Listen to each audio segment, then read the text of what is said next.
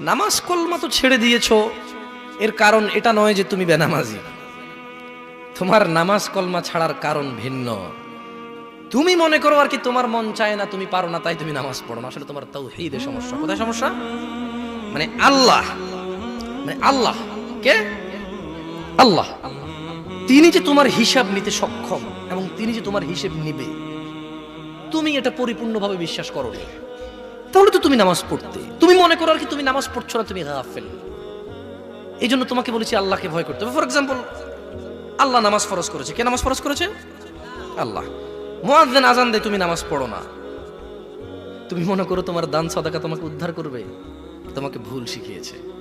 আমি মানুষ, ছোট হতে পারি, শোনো, জোর জবরদস্তি করে কিছু কথা আমাকে শুনিয়েও দিতে পারো, এখান থেকে নামিয়েও দিতে পারো। বলছি না তোমরা নামাবা, বাট এটা পারো।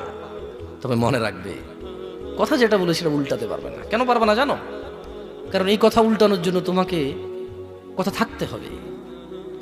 মনে রাখবে, তোমার দান সাদাকা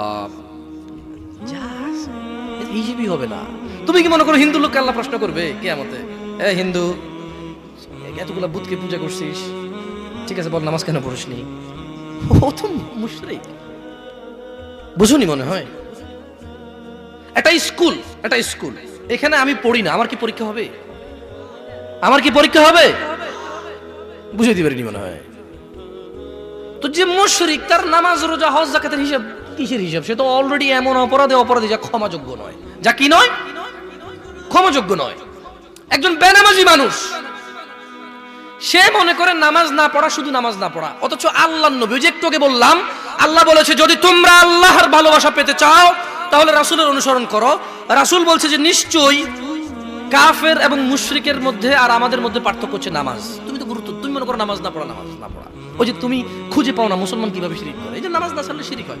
দেখো, আমি অনুবাদক, এখানে যারা বুখারী পড়ায়, মুসলিম পড়ায়, তিরমিজি পড়ায়, হাদিস তারা পেয়েছে না। হানাফি, শাফি, মালিকি, হাম্বলি, তিরমিজি, আবু দাউদ নাম দিয়ে তুমি পরিবর্তন করে গোপন করতে পারো, কিন্তু আছে।